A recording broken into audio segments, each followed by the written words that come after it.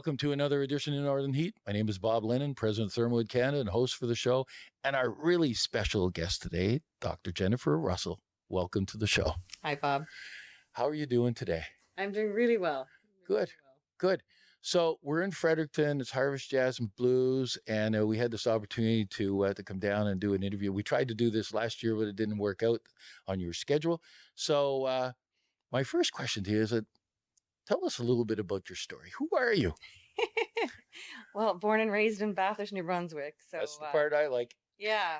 So obviously two hardworking parents. My mom worked at the paper mill. My dad worked at the mine, and instilled a strong work ethic in me. And they were also instrumental in making sure I learned French. So and music, actually. So all the gifts they gave me growing up were kind of instrumental in shaping who I am today. There we go. Did you spend, I don't know, I didn't read your bio, but did you spend some time in the military too?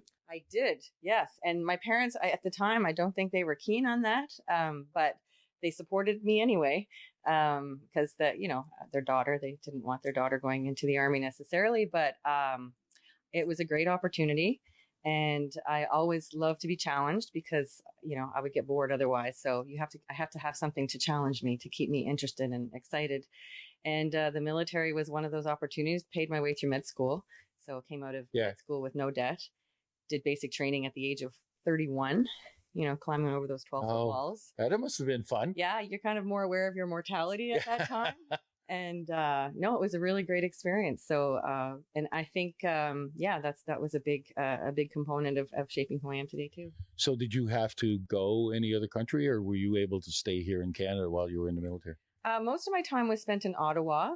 However, I did get sent to Camp Mirage, which was in Dubai at the time, which was the staging base for all the aircrew and aircraft that were doing round trips to Kandahar every day during the war in Afghanistan.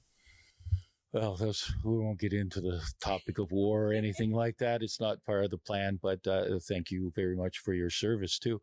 So, you've got a kind of a big job, right, with the province of New Brunswick as the chief medical examiner and chief medical officer. Yeah, I think examiner is more like when like coroner kind of stuff. Okay, no, we don't want to go there. Okay, so. That's a pretty busy role, but you've got hobbies on the side that ties into a little bit with Harvest. So tell us a little bit about your musical history and what's your story around that? Well, as I mentioned, my parents were very keen and supportive of me doing music when I was younger. So piano lessons from the age of 9. And then there was a school band program that was introduced to the province's schools when I was in grade 8. So I started playing the saxophone then. And really always loved music and loved listening to music, loved playing music. Picking up the saxophone at that age, I got to play in concert bands and jazz bands. And some of the music that I was listening to and playing was kind of the Glenn Miller World War II style. Oh, yeah, music. okay. And so I always loved that style, but I love many, many styles of music. So after that, I ended up studying music at Dow.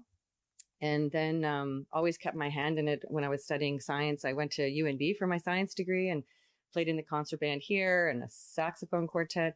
Then I went to med school in Memorial in Newfoundland, and there was a jazz band that was made up entirely of medical students.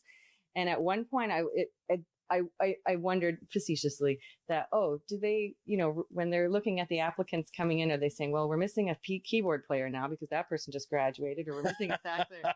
So, because we always had the right number of people and the right musicians and the right instruments. So that was a positive experience. And then when I moved to Fredericton in 2006, I had been here off and on from the early 90s, but in 2006 is when I moved here permanently.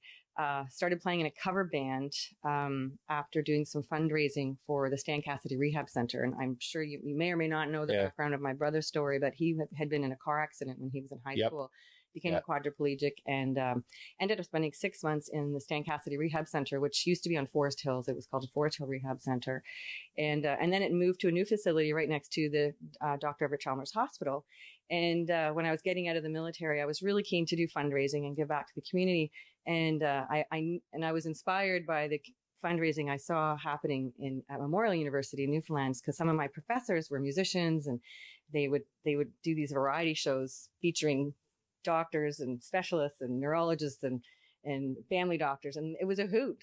So every year they would pick a different charity, do this fundraising event, and it was a lot of fun.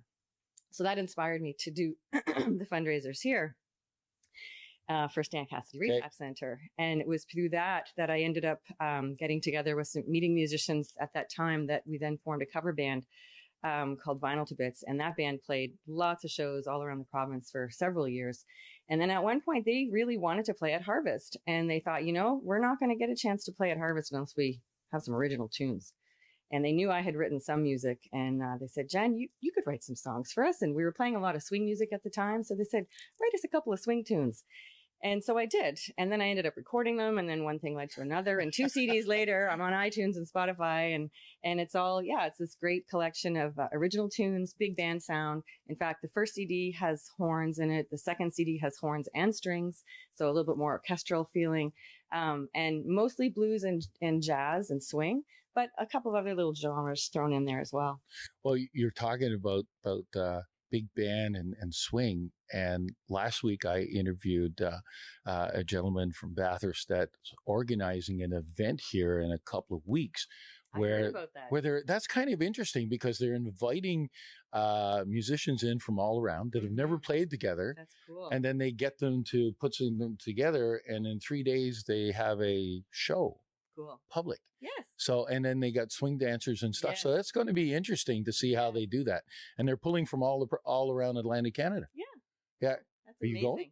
I'm not. I'm actually, I have a little vacation planned, and so I'm traveling outside the country, so I won't be able to be there. But that swing group is very, very popular. There's people from St. John, Moncton, Fredericton, and Halifax. I don't know if they reached out to the Halifax folks, but the Jen Russell Band, when we launched my first CD in 2014, we actually went to Halifax to play for the swing dancing there. Okay. And then I've played several times for the swing dancing group here in Fredericton, and lots of fun. Well, a lot of people see public figures, and it's not like you're allergic to TV, because we did see you for quite a while every single day, but they see you as that public figure all the time, but don't understand the things that are going on behind. So it's interesting, and thank you for sharing those stories with us.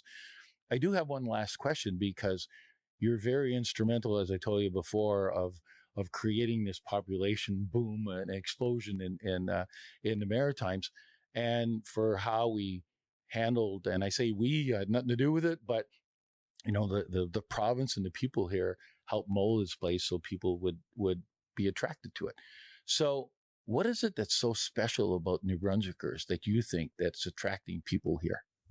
Well, I think you nailed it on the head, that the collectiveness of the people and their attitude and their genuine love for other people and for the province, I think is what during the pandemic, I think is what contributed to our success collectively. I think each and every individual didn't necessarily always see themselves as an individual. I think they really took in the fact that they were part of a community. And I think when you feel those strong connections, I think that's what makes this place so special. Well, that's a really interesting point, and a nice one. So you're absolutely right, but the thing is too, is that, and the reason why we do a lot of these interviews is that we're not a population that boasts about what we've got, and we don't talk about our stuff. So this whole mission and objective of Northern Heat is to tell the stories. Mm-hmm. And it's a good marketing strategy. Well, and if it helps people see that what we've got, very best, come on over. We're ready to take them and grow and stuff. So again, thank you very much for the interview today. Congratulations, and thank you for all the work that you've done in the past. Thank you so much, Bob. There we are. Another edition of Northern Heat for this week, the place you come to listen to the stories that haven't been discovered yet.